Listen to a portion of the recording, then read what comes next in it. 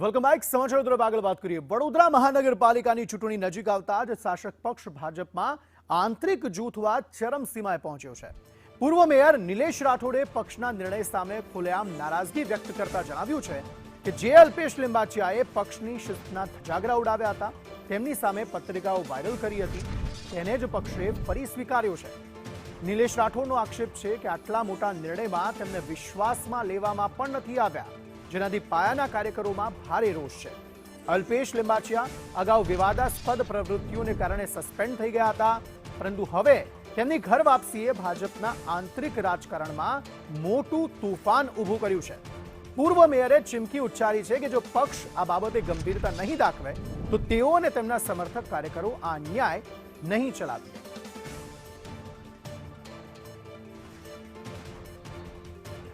પૂર્વ મેયર છે નિલેશ રાઠોડ, તેઓ હવે પક્ષથી નારાજ છે. અલ્પેશ લિંબાચિયાને જે ઘર વાપસી તેમની થઈ છે, કારણ કે ભારતીય જનતા પાર્ટીએ તેમને સસ્પેન્ડ કરી દીધા હતા, પરંતુ હવે જ્યારે તેઓ પાછા ફર્યા છે ત્યારે પાયાના કાર્યકરો છે તેમનામાં અને જે પૂર્વ મેયર છે તેમનામાં પણ રોષ જોવા મળી રહ્યો છે. તેમણે કહ્યું કે પાર્ટીએ મને આ મામલે વિશ્વાસમાં નથી લીધો, કારણ કે તેમની સામે જ એક પત્રિકા વાયરલ કરવામાં આવી હતી. ત્યારે પક્ષની શિસ્તના ધજાગરા જે તે ઉડાવવામાં આવ્યા હતા, તે જ વ્યક્તિને ફરી પાછો લઈ લેવામાં આવ્યો ભારતીય જનતા પાર્ટીમાં. તેના જ કારણે જે સ્થાનિક કાર્યકર્તાઓ છે તેમનામાં નારાજગી જોવા મળી રહી છે. પક્ષની શિસ્તના ધજાગરા ઉડાવ્યા હતા, એ જ પક્ષે તેને ફરી સ્વીકારી લીધો.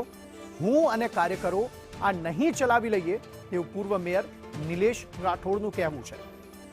વડોદરામાં ચૂંટણી આવતા જ હવે ભારતીય જનતા પાર્ટીમાં ભડકો જોવા મળી રહ્યો છે. પૂર્વ મેયર નિલેશ રાઠોડ પક્ષથી નારાજ જોવા મળી રહ્યા છે. ઉલ્લેખનીય છે કે ભારતીય જનતા પાર્ટી એવું પણ વિચારે છે કે જે જૂના જોગીઓ છે તેમને ફરી એકવાર સક્રિય કરવામાં આવે. જ્યાં જ્યાં હજુ પણ થોડી ત્રુટીઓ જોવા મળી રહી છે તે ત્રુટીઓને દૂર કરવા માટે એ જૂના જોગીઓની ભારતીય જનતા પાર્ટીને જરૂર છે. કદાચ તેના કારણે જ તેમની ઘર વાપસી થઈ છે અને પક્ષે તેમને પરત લઈ પણ લીધા છે. જોકે આ જ મામલે જે સ્થાનિક કાર્યકર્તાઓ છે, સ્થાનિક નેતાઓ છે, તેમનામાં નારાજગી જોવા મળી રહી છે. કૃણાલ શર્મા આ અંગે વધુ માહિતી સાથે જોડાઈ ગયા છે. કૃણાલ, સસ્પેન્ડેડ અલ્પેશ લિંબાચિયા છે, ઘર વાપસી તેમની થઈ છે, પરંતુ જે સ્થાનિક કાર્યકરો છે તેમનામાં ખાસ આ મામલે નારાજગી જોવા મળી રહી છે.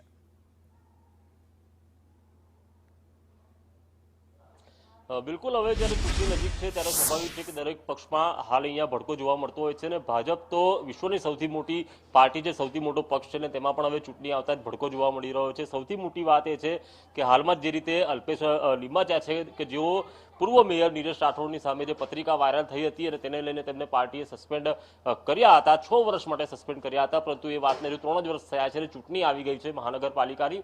એટલે ગત રોજ અલ્પેશ લિંબાચિયા કે જે વોર્ડ નંબર 18ના નગરસેવક છે અને પૂર્વ મેયર નિલેશ રાઠોડના મિત્ર પણ રહી ચૂક્યા હતા, તેને લઈને તેઓને ફરી એકવાર સમાવી લેવાતા વેદેની સામે આ પત્રિકા વાયરલ કરાઈ. પૂર્વ મેયર નિલેશ રાઠોડ સામે આ પત્રિકા અહીંયા વાયરલ કરાઈ હતી અને તેને લઈને જ પૂર્વ મેયર નિલેશ રાઠોડ હાલ અહીંયા નારાજ છે અને તેઓ નારાજગી વ્યક્ત કરી રહ્યા છે. તેમનું કહેવું છે કે તેમને વિશ્વાસમાં નથી લેવામાં આવ્યા અને જે રીતે પાર્ટીએ તેમને તરત જ સમાવી લીધા છે, તેમને પૂછ્યું પણ નથી, ત્યારે હવે આ મામલે તેમના કાર્યકરો પર પણ નારાજગી છે અને આગામી સમયમાં આ ભડકો કદાચ ભાજપ માટે ખૂબ જ મોંઘો પડી શકે છે. ત્યારે પાર્ટી હવે આમાં ડેમેજ કંટ્રોલ કેવી રીતે કરે છે તે જોવું રહ્યું.